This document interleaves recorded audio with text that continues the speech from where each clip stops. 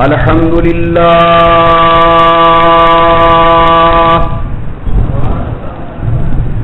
الحمد لله وكفى وسلام على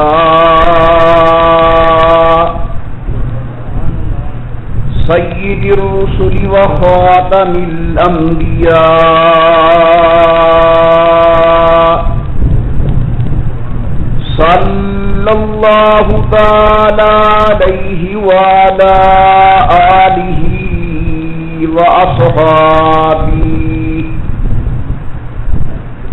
وأصحابه وبارك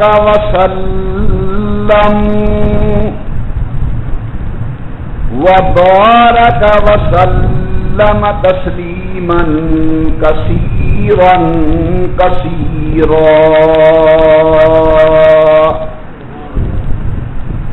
صلاة تكون للنجاة وسيلة ولعلو الدرجات كفيلة صلاة تحل بها العقد وتفرج بها الكرب صلاة تكون لك رضاء ولحقه أداء فقد قال الله تبارك وتعالى في القرآن المجيد والفرقان الحميد أعوذ بالله من الشيطان الرجيم بسم الله الرحمن الرحيم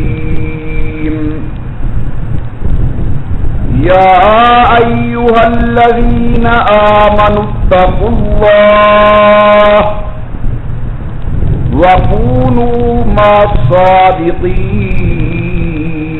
الصادقين قال تعالى في مقام آخر يا أيها الذين آمنوا كتب عليكم الصيام كما كتب على الذين من قبلكم لعلكم تتقون قال تعالى في مقام آخر ألف لام ميم ذلك الكتاب لا ريب فيه هدى للمتقين قال النبي صلى الله عليه وسلم إن الله لا ينظر إلى صوركم وأموالكم ولكن ينظر إلى قلوبكم وتقواكم أو كما قال النبي صلى الله عليه وسلم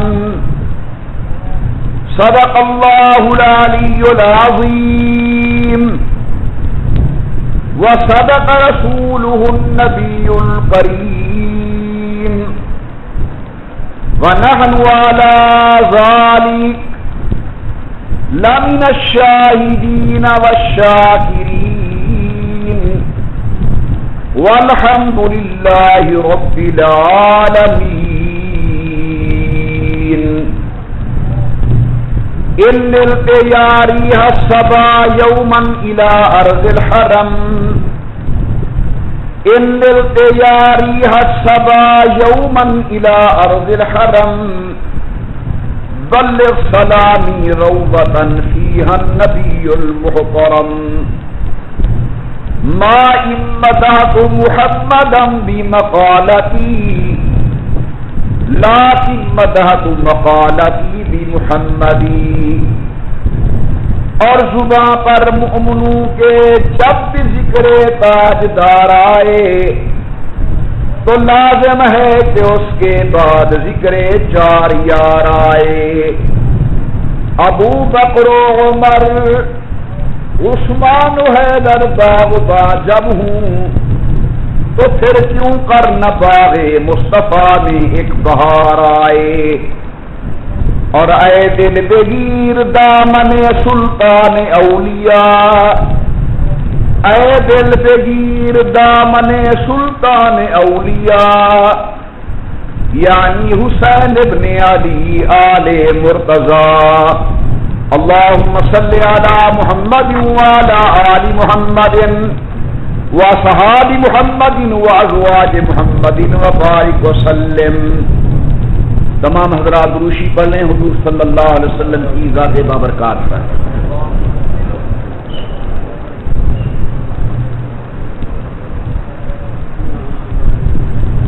اللہ تبارک و تعالی کی بے انتہا حمد و توصیف، سرور کائنات مفخر موجودات، رحمت للعالمین مراد للمشتاقین، امام الانبیاء والمرسلین، حبیب کبریاء احمد مجتبی حضرت محمد الرسول اللہ صلی اللہ تعالی علیہ وعلی آلہ وصحابہ وسلم کی ذات بابرکات پہ تو درود و سلام لیجیے تمام حضرات محبت و ذوق کے ساتھ بآواز بلند اللہم صلی علی سیدنا و مولانا محمد وعلی آل سیدنا و مولانا محمد وبارک وسلم پڑھنے اور بھیجنے کے بعد محترم بزرگوں، مکرم نوجوان ساتھیوں، قابل صد عظیم و صد کرام، میری محترمہ موقرہ اور معدبہ اسلامی مائیوں اور بہنوں، آپ حضرات کے سامنے قرآن کریم کی 3 آیات مبارکہ اور احادیث نبویہ میں سے ایک حدیث مبارک تلاوت کی گئی ہے، جن کے اندر اللہ تبارک و تعالی نے تقوی کی عظمت کو بیان کیا اور تقوی حاصل کرنے کا حکم کیا.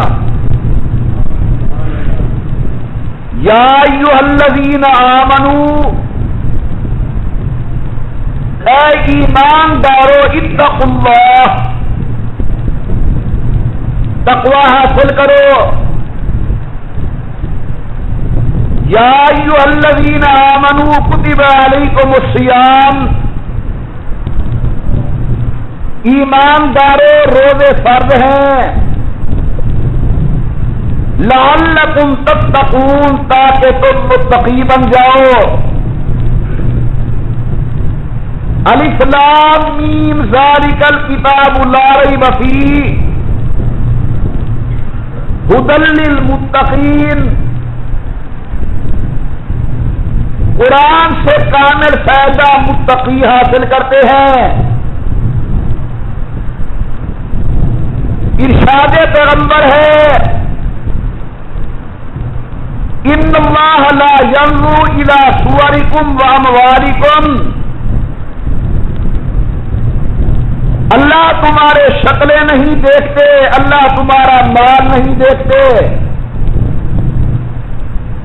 وَلَٰكِن يَنظُرُ إِلَىٰ قُلُوبِكُمْ وَتَقْوَاكُمْ، اللہ میاں تمہارے دلوں کو دیکھتے ہیں اور تقویٰ کو دیکھتے ہیں.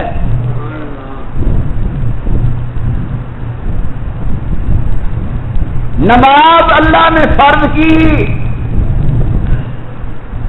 تاکہ مومن متقی بن جائیں.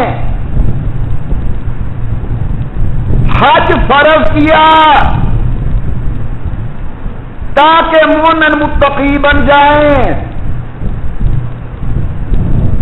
زکات کا حکم دیا تاکہ مومن متقی بن جائیں. روزہ اللہ نے فرض کیا تاکہ تم متقی بن جاؤ. تقوی کا مفہوم کیا ہے؟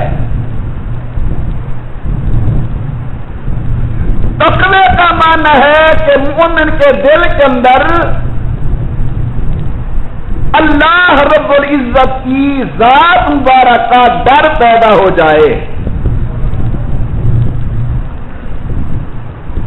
اب اس ڈر کی برکت سے یہ اللہ کے اوامر پر عمل کرے گا، اللہ کے نواہی سے رکے گا۔ جب مومن کے دل کے اندر اللہ کا ڈر بیٹھ جائے گا، یہ مومن گناہوں کے قریب نہیں جائے گا اور حتی الامکان نیکی کرنے کی کوشش کرے گا۔ یعنی تقوی سے بھی مقصود یہ ہے کہ انسان اللہ کا فرما بردار بن جائے۔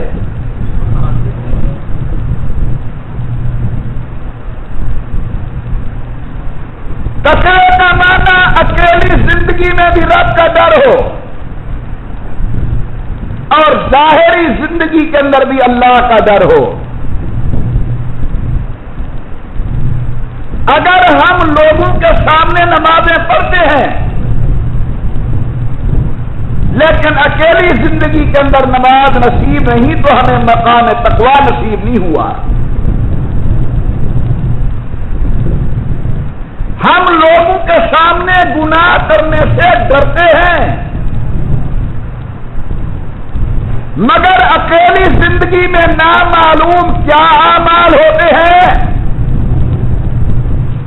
ہمیں مقام تقوی نہ ملا۔ تقوی کا معنی ہے کہ سر والعلانیہ انسان اکیلی زندگی میں بھی اللہ سے ڈرے اور ظاہری زندگی کے اندر بھی اللہ کی ذات کا ڈر موجود ہو۔ یہی تقوی کا نور عبادت کی قبولیت کا سبب بنتا ہے،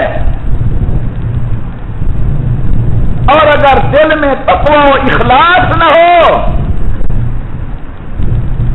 ساری رات میں عبادت کرتا رہوں، آپ زندگی بھر حج کرتے رہیں، ایک آدمی روزانہ قرآن کریم کی تلاوت کرتا ہے، کوئی بندہ اپنی پوری جائیداد کو خرچ کر دیتا ہے مساکین پر، لیکن مقصد یہ ہے کہ لوگ مجھے سخی کہیں، لوگ مجھے عبادت گزار کہیں، لوگ مجھے نیک کہیں۔ یقین جانیے ایسی نیکی اللہ کے ہاں ذرہ برابر کی قدر و قیمت نہیں رکھتی۔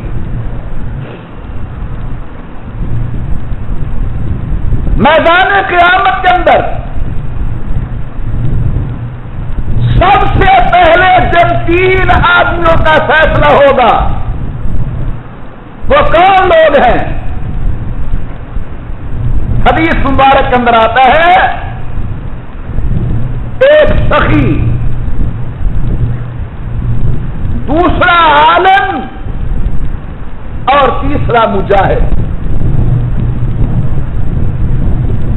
پروردگار عالم سب سے پہلے ان 3 کا فیصلہ کریں گے۔ اللہ میاں عالم کو بلائیں گے، اللہ تعالیٰ فرمائیں گے کہ عالم میں نے تجھے علم دیا تھا، بتا تو نے دنیا کیسے گزاری اور تو نے دنیا کے اندر کیا کیا۔ آج کرتا ہے پروردگار عالم آپ نے مجھے علم دیا، میں نے خوب علم کو پھیلایا، لوگوں کو میں نے دین کی تعلیم دی، میں نے خوب کتابیں لکھی، میں نے خوب بات کہے، میں نے بڑھ چڑھ کر علمی کاموں میں حصہ لیا، یہاں تک کہ مجھے موت آ گئی، میں آپ کی دربار کے اندر پیش ہو گیا۔ اللہ فرماتے ہیں میرا بندہ، میں نے تجھے علم دیا تھا، تو نے زندگی پڑھنے پڑھانے میں گزاری، لیکن تیرا مقصود یہ تھا کہ لوگ مجھے عالم کہیں، لوگوں کے اندر میرے علم کا چرچا ہو۔ تیرا مقصود یہ تھا کہ لوگ کہیں بہت بڑا عالم ہے، وہ تو نے اپنی شہرت دنیا کے اندر سن لی، لوگ تیرے ساتھ بڑے بڑے عالم ہونے کے القاب ملایا کرتے تھے۔ اللہ تعالی ملائکہ کو حکم دے گے کہ لے جاؤ اس عالم کو جہنم میں ڈالو، کیونکہ اس کے دل کے اندر اخلاص والی نعمت اور تقوی والی نعمت نہیں تھی۔ پھر پروردگار عالم سخی کو بلائیں گے اور اللہ تعالیٰ فرمائیں گے میں نے تجھے رزق دیا تھا، تو نے دنیا کیسی گزاری؟ پروردگار عالم تو نے رزق دیا، میں نے تیرے نام پہ خرچ کیا، دونوں ہاتھوں سے لٹایا تیرے راہ کے اندر، مساکین کو کھلایا، غرباء کو کھلایا، مدارس پہ خرچ کیا، فقراء کو دیا۔ یا اللہ تو نے مجھے رزق والی دولت دی تھی، میں نے تیرے نام پہ خرچ کی۔ اللہ تعالیٰ فرماتے یہ بات تو سچ کہہ رہا ہے، لیکن تیرا مقصود یہ تھا کہ لوگ مجھے سخی کہیں، لوگ میری تعریفیں کرے۔ وہ اپنی کانوں سے تو دنیا کے اندر سن چکا، اللہ نے حکم دیں گے ملائکہ کو لے جاؤ اس سخی کو جہنم کے اندر ڈالو۔ پروردگار عالم ایک مجاہد کو بلائیں گے اور فرمائیں گے میں نے تجھے صحت دی تھی، جوانی دی تھی، سنا آپ نے وہ جوانی کہاں گزاری؟ ارکت الہ العالمین، میں نے تیرے دین کے جھنڈا بلند کرنے کے لیے اللہ اپنا سب کچھ خرچ کیا، یہاں تک کہ گردن کا خون وہ بھی میں نے تیرے نام پہ قربان کر دیا، اور میں نے موت کو گلے لگایا، میں شہید ہو گیا۔ اللہ تبارک و تعالیٰ فرماتے ہیں یہ تیری بات تو ٹھیک تھی، لیکن تو دنیا میں اس لیے لڑا تھا کہ لوگ کہیں بڑا زور آور ہے، لوگ کہیں بہت بڑا بہادر ہے، لوگ کہیں بہت بڑا جرأت مند ہے۔ وہ تو نے اپنی تاریخیں سن لی دنیا کے اندر، ملائکہ کو حکم ہوگا کہ لے جاؤ اسے جہنم کے اندر۔ یہ تینوں نیکیاں جو میں نے بیان کی ہیں، یہ تینوں چوٹی کی نیکیاں ہیں۔ علم بھی بڑی نیکی، سخاوت بھی بڑی نیکی، جہاد بھی بڑی نیکی، لیکن ان نیکیوں کے اندر اگر اخلاص والی نعمت موجود نہیں ہے تو عالم بھی جہنم میں جا رہا ہے اور سخی بھی جہنم میں جا رہا ہے، مجاہد بھی جہنم میں جا رہا ہے۔ تو معلوم ہوتا ہے اللہ تعالی اصل ہمارے اندر اخلاص کو دیکھنا چاہتے ہیں، ہمارے دل کی کیفیت کو دیکھنا چاہتے ہیں کہ اس کے دل کے اندر میری رضا موجود ہے یا نعوذ باللہ اپنی نام بری مقصود ہے۔ پروردگار عالم نے فرمایا یا ایھا الذین آمنوا، اے ایمان والو اتقوا اللہ، اللہ سے ڈرو۔ تقوی کا معنی ڈرنے کا معنی سے سر والعلانیہ، اکیلی زندگی کے اندر بھی ڈرو، لوگوں کی سامنے والی زندگی کے اندر بھی ڈرو۔ پروردگار عالم نے روزہ فرض کیا، فرمایا یا ایھا الذین آمنوا کتب علیکم الصیام، اے ایماندارو ماہ رمضان کے روزے فرض، کما کتب علی الذین من قبلکم، جس طرح تم سے پہلی قوموں پر ہم نے روزے فرض کیے. اللہ میاں مجھے ملے گا کیا؟ فرمایا لعلکم تتقون. آمنہ کے لال نے فرمایا ان اللہ لا ينظر الى صورکم واموالکم. اللہ تمہاری شکلیں نہیں دیکھتے، اللہ تمہارا مال نہیں دیکھتے، خوبصورت ہے یا بدصورت ہے، امیر ہے یا غریب ہے. ولکن ينظر الى قلوبکم وتقواکم. اللہ میاں تمہارے دلوں کو دیکھتے ہیں اور دل کے اندر نور تقوا کو دیکھتے ہیں. حاضرین مکرم، تھوڑا عمل ہو اخلاص والا ہو، تھوڑا عمل ہو اللہ کے ڈر والا ہو، تھوڑا عمل ہو خشیت الہی والا ہو، تھوڑا عمل ہو خوف خدا والا عمل ہو. یاد رکھیں یہ چھوٹا عمل میدان قیامت کے اندر بخشش کا ذریعہ بن جائے گا. بہت بڑا عمل ہو لیکن دل کے اندر اخلاص کی نعمت موجود نہ ہو، وہ بڑا عمل ہمیں جنت میں نہیں لے جاتا بلکہ اللہ محفوظ رکھے کہیں جہنم میں جانے کا سبب نہ بن جائے. اس لیے ہم اپنے ہر عمل کرنے سے پہلے ذرا اپنے دل کی کیفیت کو دیکھ لیا کریں کہ یہ عمل کرتے ہوئے ہمارے دل کی پوزیشن کیا ہے، اخلاص نیت ہے یا لوگوں کو دکھانا مقصود ہے. امام الانبیاء سرکار دو عالم نے اخلاص اور تقوا کے اوپر ایک واقعہ ارشاد کیا ہے. قوم بنی اسرائیل کے 3 آدمی جا رہے تھے. جس طرح اللہ نے اب بارش دے دی، راستے کے اندر بارش آ گئی، بڑی تیز آندھی چلی. ان تینوں نے سوچا کہ غار کے اندر چھپ کر ہم ٹائم پاس کر لیتے ہیں، جب موسم ٹھیک ہو جائے گا باہر نکل کر اپنی منزل کی طرف رواں دواں ہوں گے.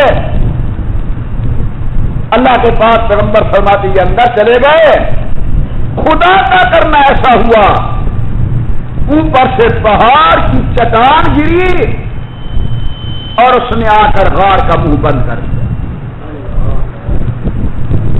اب نہ اندر والے باہر جا سکتے ہیں اور نہ باہر والے اندر والوں کا کوئی تعاون کر سکتے ہیں. غار کا دہانہ بند ہو گیا، غار کا منہ بند ہو گیا.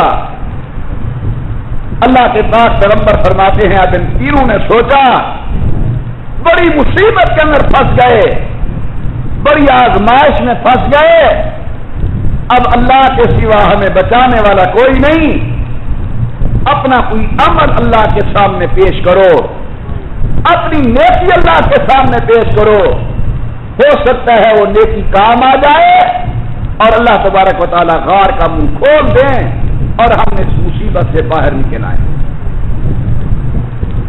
اللہ کے پاس پیغمبر فرماتے ہیں ان 3 میں سے ایک آدمی نے اپنا نیک عمل پیش کیا اور عرض کرتا ہے الہ العالمین، تم جانتے ہو کہ میں بکریوں کا چرواہا ہوں، بکریاں چراتا ہوں سارا دن. میری عادت تھی اور عادت ہے کہ روزانہ شام کو میں بکریاں جب گھر لے آتا ہوں ان کا دودھ دوہنے کے بعد سب سے پہلے وہ دودھ میں اپنے بوڑھے والد کو پلاتا ہوں اور بوڑھی والدہ کو پلاتا ہوں. ایک رات ایسی بھی آئی کہ مجھے ذرا آنے میں دیر لگ گئی.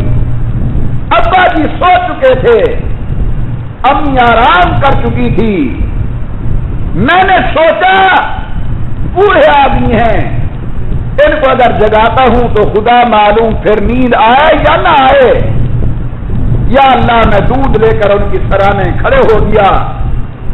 میرے بچے مجھ سے دودھ مانگتے ہیں، گھر والے دودھ کا کہتے ہیں، لیکن میں نے وہ دودھ اپنے ماں باپ سے پہلے اپنی اولاد کو دینا مناسب نہ سمجھا۔ جب ابا جی کی آنکھ کھلی، والدہ صاحبہ بیدار ہوئی، تو اللہ میں نے ان کو دودھ پلایا۔ اے میرا مالک، میرے بچے روتے رہے دودھ کے لیے، مگر میں نے ان کی کوئی پرواہ نہ کی۔ اللہ، اگر یہ میرا عمل تیری رضا کی خاطر ہے اور تیری دربار کے اندر یہ میرا عمل منظور و مقبول ہے تو مہربانی فرما، غار کا منہ کھول دے۔ اللہ کے پاک پیغمبر فرماتے ہیں، اس کے کہنے سے اللہ تعالی نے غار کے منہ کا ایک حصہ کھول دیا۔ مسلمانوں، جس والد کو نوجوان گالیاں بکتے ہیں، جس ماں کے سامنے اونچا بولتے ہیں، انہیں والدین کے ادب کی وجہ سے اللہ ایک مصیبت کو ٹال رہے ہیں اور اللہ تعالی غار کا منہ کھول رہے ہیں۔ والدین کا ادب کیا کرو، والدین کا احترام کیا کرو۔ امام الانبیاء سرکار دو عالم، یہی رمضان شریف کا موقع تھا یا آگے پیچھے کا ٹائم تھا، حضور اکرم صلی اللہ علیہ وسلم اپنے منبر پر تشریف لے آئے، پہلی پوڑی پر سیڑھی پر قدم رکھا، فرمایا آمین، دوسری پہ قدم رکھا، فرمایا آمین، تیسری پہ قدم رکھا، فرمایا آمین۔ عرض کرنے والے عرض کرتے ہیں، اللہ کے پاک پیغمبر، آپ کی عادت تو مبارک تو یہ نہیں، آپ تو سیدھا آ کر منبر پر بیٹھتے ہیں، آج آپ نے ایک ایک سیڑھی پر آمین آمین کے جملے کہے، وجہ معلوم نہیں ہو رہی۔ تو اللہ کے پاک پیغمبر فرماتے ہیں، جیسے ہی میں اپنے منبر کے قریب آیا، حضرت جبرائیل امین نے 3 آدمیوں کے لیے بد دعا کی، میں نے بد دعا پر آمین کہی۔ ان میں سے ایک وہ آدمی جس کو ماہ رمضان ملا لیکن نیکی کر کے اللہ کو راضی نہ کر سکا، دوسرا وہ آدمی جس کے سامنے آقا نامدار کا نام نامی اس میں گرامی آیا، درود پاک اس نے نہ پڑھا، ولی اللہم صلی علی محمد وعلی آل محمد وصحاب محمد وبارک وسلم۔ اور تیسرا وہ آدمی جس کو زندگی کے اندر والدین ملے لیکن ماں باپ کی خدمت حاصل کر کے جنت حاصل نہ کر سکا، میرے آقا نے ان تینوں کے لیے بد دعا فرمائی ہے۔ امام الانبیاء سرکار دو عالم فرماتے ہیں، اگر اللہ کو راضی کرنا چاہتے ہو ماں باپ کو راضی کرو۔ سرکار دو عالم نے فرمایا، جنت اللہ نے ماں باپ کے قدموں کے اندر رکھی۔ یاد رکھیے، نمازیں بیکار، روزے بیکار، حج بیکار، اعتکاف بیکار، اگر بوڑھی اپنی کے دل سے تمہارے خلاف آہ نکل گئی، ابا جان نے بد دعا کر دی، امام الانبیاء سرکار دو عالم کہتے ہیں، پہلا آدمی جس نے اپنا عمل اللہ کے ہاں پیش کیا اور غار کا منہ کھلا، وہ کون آدمی تھا؟ جس نے اپنی والدین کی خدمت کی تھی، والدین کا ادب اللہ کے ہاں پیش کیا، اللہ نے مصیبت ٹال دی۔ امام اعظم سیدنا امام ابو حنیفہ کا زمانہ تھا، ایک بادشاہ نے قسم اٹھائی کہ اگر آج رات میں نے جنت میں نہ گزاری تو میری بیوی کو 3 طلاقیں ہیں۔ اب بڑا حیران، جتنے بڑے بڑے علماء علاقے میں موجود تھے ان سے رابطہ کیا تو سب نے کہا جنت میں آپ پہنچ نہیں سکتے شام تک، لہذا بیوی پر طلاق واقع ہو جائے گی۔ بعد نے کہا ایک صورت ہے کہ حضور اکرم صلی اللہ علیہ وسلم نے مسجد نبوی کا وہ حصہ جو منبر شریف اور حضور کے گھر کے درمیان ہے، اس کو روضۃ من ریاض الجنہ کہا ہے، وہاں پہنچ جاؤ بیوی بچ جائے گی۔ لیکن دور ایسا تھا، کوئی ایسا ذریعہ نہیں پہنچنے کا، تو سب علماء نے کہا آپ امام صاحب کے پاس جائیں، ہو سکتا ہے کوئی راہ نکل آئے امام اعظم سیدنا امام ابو حنیفہ کی خدمت کے اندر۔ تو وہ بادشاہ امام صاحب کی خدمت میں آتے اور عرض کرتا ہے کہ حضرت میں نے ایسی قسم اٹھا لی، اب آپ بتائیں کہ میرا کیا بنے گا۔ امام صاحب رحمت اللہ علیہ نے فوراً فرمایا کہ یہ بتاؤ تمہاری والدہ زندہ ہے؟ کہتا ہاں والدہ زندہ ہے۔ فرمایا آج شام اپنی والدہ کے قدموں کے اندر گزارو۔ آمنہ کے لال نے فرمایا ماں باپ کے پاؤں تلے جنت ہے، تمہاری رات جنت میں گزر جائے گی، بیوی بچ جائے گی۔ تو حاضرین محترم، غار کے اندر پھنسنے والے 3 آدمیوں میں سے ایک آدمی نے اپنے والدین کے ادب کو پیش کیا۔ وہ جو دودھ پہلے اولاد کو نہیں پلا رہا، وہ اصل میں دل میں اللہ کا ڈر ہے، اخلاص کی نعمت ہے۔ اللہ تعالیٰ نے اس اخلاص کی وجہ سے غار کے منہ کا ایک حصہ کھول دیا۔ حضرت کہتے ہیں اب دوسرا آدمی کھڑا ہو گیا، عرض کرتا ہے میرا اللہ آپ جانتے ہیں میرے پاس ایک مزدور آیا تھا مزدوری کرنے کے لیے، سارا دن مزدوری کی، شام کو کسی بات پر ناراض ہو کر وہ مجھ سے چلا گیا۔ یا الہ العالمین میں نے اس کی مزدوری کے پیسوں کو ضائع نہیں کیا، بلکہ اس کے اندر میں نے تجارت شروع کی، میں نے انڈا لیا، مرغی کے نیچے رکھا، بچے نکلے، مرغیاں ہو گئی، پھر کا بچہ لے لیا، وہ ایک تھا، بڑھتے بڑھتے زیادہ ہو گئے۔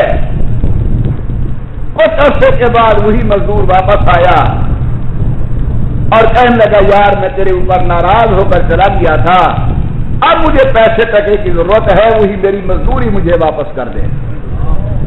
تو میں نے اسے کہا کہ اب وہ تیری مزدوری 1 روپیہ، یہ 1 درہم نہیں، یہ سارا ریور تیرا ہے، اسے اپنے ساتھ لے جا۔ وہ کہتا ہے میرے ساتھ مذاق نہ کر، میرا تو 1 روپیہ تھا، 1 درہم تھا۔ میں نے کہا بھائی میں نے اسی 1 درہم کے اندر محنت مزدوری کی، اللہ نے برکت عطا فرمائی، یہ سارا ریور تیرا ہے۔ اللہ اگر یہ میرا عمل تیری دربار کے اندر منظور و مقبول ہے تو مہربانی فرما غار کا منہ کھول دے۔ اللہ کے پاک پیغمبر فرماتے ہیں اللہ نے اپنی رحمت کے ساتھ غار کے منہ کا دوسرا حصہ کھول دیا۔ امانت بڑی چیز ہے، امانت کا خیال کرنا بڑی چیز ہے۔ حضور اکرم نے فرمایا لا ایمان لمن لا امانت لہ، اس آدمی کا ایمان اللہ کے ہاں قابل قبول نہیں جو آدمی امانت کا خیال نہیں کرتا۔ امام الانبیاء نے فرمایا لا ایمان لمن لا دیانت لہ، لا ایمان لمن لا امانت لہ، اللہ اس آدمی کا ایمان قبول نہیں کرتے جس کے پاس امانت والی نعمت نہیں۔ کوٹ ابدو کی جامع مسجد نقشبندی میں بیٹھ کر میرے معروضہ سننے والے میرے دوستوں، امانت کا ایک بہت بڑا مفہوم ہے۔ آپ کی اور میری نظر کے اندر امانت پیسہ، امانت گندم، امانت سونا، امانت کپڑے نہیں، اگر اللہ نے آپ کو اولاد دی ہے تو اولاد امانت، اگر خامد ہو تو بیوی امانت، استاد ہو تو شاگرد امانت، پیر ہو تو مرید امانت، قوم کے بڑے ہو قوم امانت، علاقے کے بڑے ہو علاقہ امانت۔ حاضرین مکرم، ہمیں تمام معاملات کے اندر امانت کا خیال کرنا چاہیے۔ میرا بیٹا رات کو 1 بجے آ رہا ہے گھر، کیا میرا حق نہیں کہ میں اسے پوچھوں کہاں تو نے رات گزاری؟ عورت چلی گئی بازار، کیا خاوند کا حق نہیں کہ وہ پوچھے کہاں وقت گزار کے آیا؟ خاوند آیا رات کو 2-2:30 بجے گھر، کیا بیوی کا حق نہیں کہ وہ پوچھے کہاں گئے تھے آپ نے رات کہاں ضائع کی؟ آمنہ کے لال نے فرمایا الا کلکم راع وکلکم مسئول عن رعیتہ، اللہ نے ہر آدمی کو دنیا میں ذمہ دار پیدا کیا ہے، کل میدان قیامت کے اندر اپنے ماتحت کا سوال ہوگا۔ نوجوانوں، اگر تمہارے پاس اور کوئی چیز نہیں، اللہ نے 5.5 فٹ 6 فٹ کی قد دی ہے، اس کے اندر آنکھ رکھی، آنکھ میں دیکھنے والی امانت، زبان میں بولنے والی امانت، کانوں میں سننے والی امانت، ہاتھوں میں پکڑنے والی امانت، پاؤں میں چلنے والی امانت، دل اور دماغ میں فیصلہ کرنے والی امانت۔ کل میدان قیامت کے اندر ان کے متعلق سوال ہوگا، اس نظر سے تو نے قرآن کو دیکھا تھا یا غیر کی عزت کو تاکا تھا؟ اس نظر کے ساتھ تو نے کیا کیا؟ میں نے تجھے زبان دی، قرآن کی تلاوت کی تھی یا گلے کیے تھے؟ میں نے کان دیے تھے، نیک بات سنی تھی یا بری باتیں سننے میں شوق کرتا تھا؟ میں نے تجھے ہاتھ دیے تھے، سخاوت کے کام آئے تھے یا لوگوں پر ظلم کیا تھا تو نے؟ میں نے تجھے پاؤں دیے تھے، یہ مسجد کی طرف چل کے گئے تھے یا غلط مقامات کی طرف؟ میں نے دل اور دماغ دیا تھا، دل اور دماغ کے اندر نیکی کے منصوبے بنائے تھے یا برائی کے منصوبے؟ میرے محترم دوستو، غار کے اندر پھنسے ہوئے 3 آدمیوں میں سے دوسرے آدمی نے امانت کا واسطہ دیا، اللہ نے غار کا منہ کھول دیا۔ اللہ کے پاس پیغمبر فرماتے ہیں تیسرا آدمی کھڑا ہو گیا غار کے اندر، القطع الہ العالمین، تو دانا دین ہے، جانتا ہے میرا چچا زاد بہن کے ساتھ برا تعلق تھا، غلط تعلقات تھے میری اپنی چچا زاد بہن کے ساتھ، میں اسے پہلا پھسلا کے لے گیا کمرے کے اندر، دروازہ بند کیا، کھڑکیاں بند کی، روشن دان بند کیے، گناہ کرنے پر میں بالکل تیار اور قادر ہو گیا۔ وہ میری چچا زاد بہن مجھے کہتی اللہ کا بندہ، اچھی طرح دروازے بند کیے ہیں، کوئی دیکھ تو نہیں لے گا؟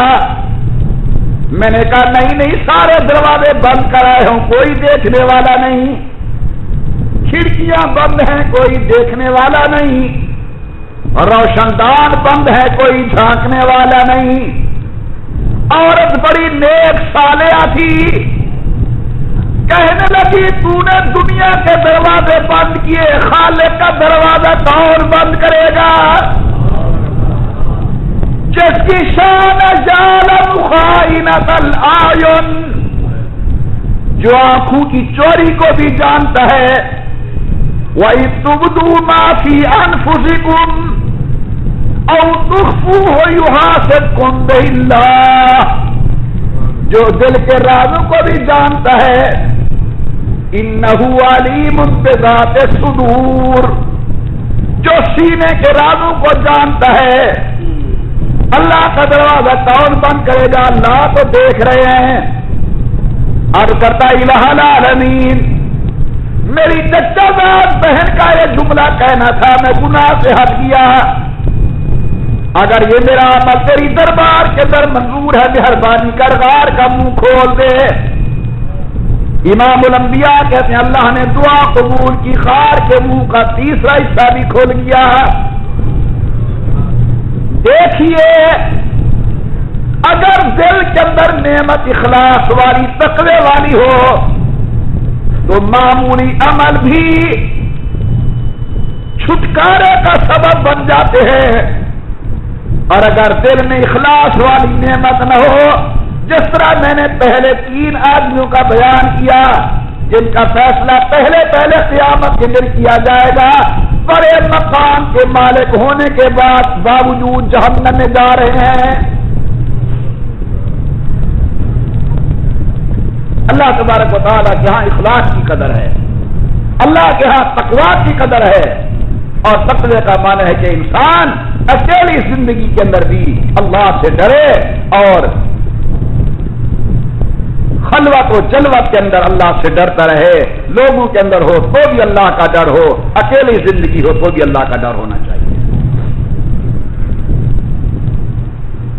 یہ اخلاص والا مہینہ شروع ہو چکا ہے، کیا بلکہ اختتام پذیر ہے، آخری عشرہ شروع ہو چکا ہے۔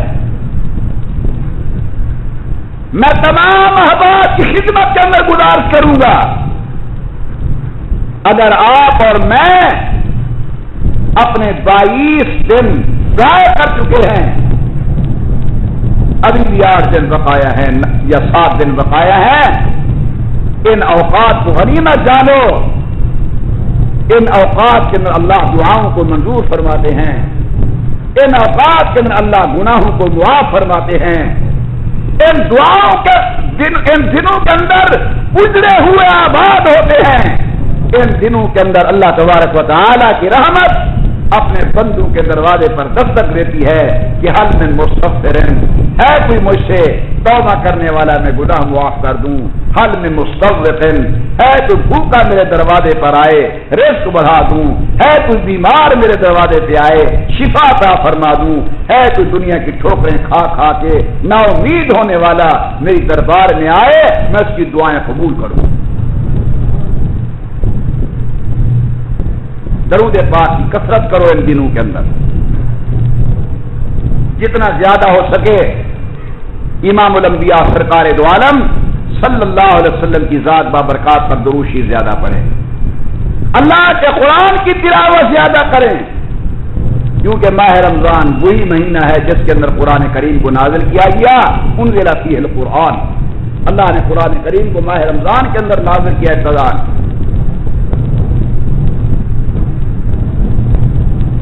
آئندہ جمعہ غالباً آخری جمعہ ہوگا ماہ مبارک کا، یہ سعادت سال کے 5 جمعے ہمیں ماہ رمضان کے مل رہے ہیں، اور آپ کو پتہ ہے کہ جمعے کے دن ویسے ہی اللہ دعا کو منظور فرماتے ہیں، جب امام خطبہ دینے کے لیے منبر پر بیٹھے جو دعا مانگی جائے اللہ قبول فرماتے ہیں، یا 2 خطبوں کے درمیان جو وقت بچتا ہے اس وقت کے اندر جو دعا مانگی جائے قبول ہوتی ہے، یا صبح کی نماز سے لے کر مغرب کی نماز تک جمعے کے دن جو دعا مانگی جائے نیک اللہ تعالیٰ قبول فرماتے ہیں۔ میرا دل چاہ رہا ہے وقت سے پہلے اپنے معروض کو میں مکمل اس لیے کر رہا ہوں کہ آخری یہ جو 2-4 منٹ ہیں بہت رحمت والی گھڑی ہے، اوپر سے بارش آ رہی ہے، حضور اکرم صلی اللہ علیہ وسلم کی عادت مبارک تھی جب بارش آتی تو حضور اپنی پیٹھ مبارک سے کپڑا اوپر کر لیتے تھے، فرماتے تھے یہ اللہ سے تازہ ملاقات کر کے آ رہی ہے، حضور اپنے جسم کے اوپر اس کو ملتے تھے، اپنے جسم پر ڈالتے تھے۔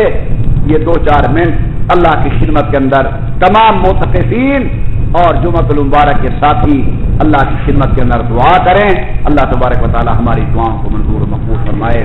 الحمدللہ رب العالمین والصلاۃ والسلام علی سید الانبیاء والمرسلین وعلی آلہ وصحبہ اجمعین۔ ربنا آتنا فی الدنیا حسنۃ وفی الآخرۃ حسنۃ وقنا عذاب النار۔ لیکن دیکھیے یہ دعا زبان سے نہ نکلے بلکہ دل سے نکلے۔ میں عربی میں کہہ رہا ہوں تو آپ کی آمین دل سے نکلنی چاہیے۔ ربنا آتنا فی الدنیا حسنۃ وفی الآخرۃ حسنۃ وقنا عذاب النار۔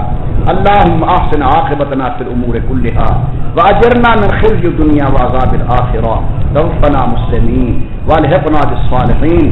یا اللہ عالم اسلام کی حفاظت فرما، یا اللہ عالم اسلام کی حفاظت فرما، یا اللہ وطن عزیز پاکستان کی حفاظت فرما، یا اللہ ہمارے ملک کو داخلی خارجی فتنوں سے محفوظ فرما، اللہ پاکستان کو استحکام نصیب فرما، یا اللہ وطن کو سلامتی نصیب فرما، یا اللہ وطن کو امن نصیب فرما، اے اللہ مساجد کی حفاظت فرما، یا اللہ مدارس کی حفاظت فرما، یا اللہ علماء کی حفاظت فرما، یا اللہ عوام کی حفاظت فرما، اے اللہ پاکستان میں رہنے والے ایک ایک بندے کی حفاظت فرما.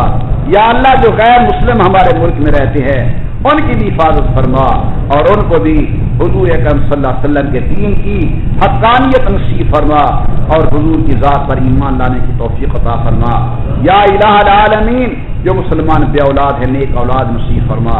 جن کے گھر اولاد ہے ماں باپ کا فرما بردار بنا. یا اللہ جو تنگ دست میں فراخ دست بنا. اللہ جو پریشان حال ہے پریشانی دور فرما. یا اللہ جو مصیبت میں گرفتار ہے مصیبتیں دور فرما.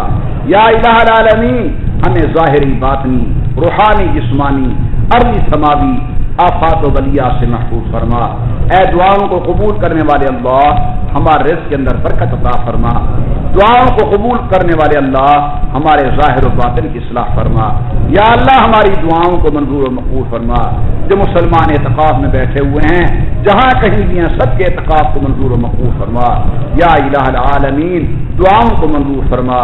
بھائی بعض دعائیں ایسی ہیں جو میں نہیں کہہ سکتا آپ کے متعلق، تو 2 منٹ کے لیے تمام حضرات اپنی دعا اپنی زبان کے ساتھ اپنے اللہ کے سامنے پیش کریں.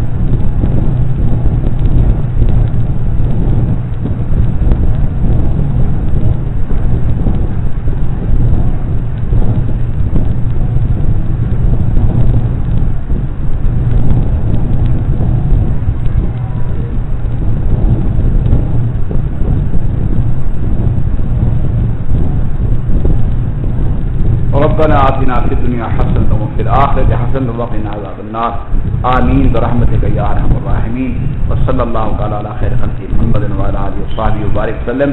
جن احباب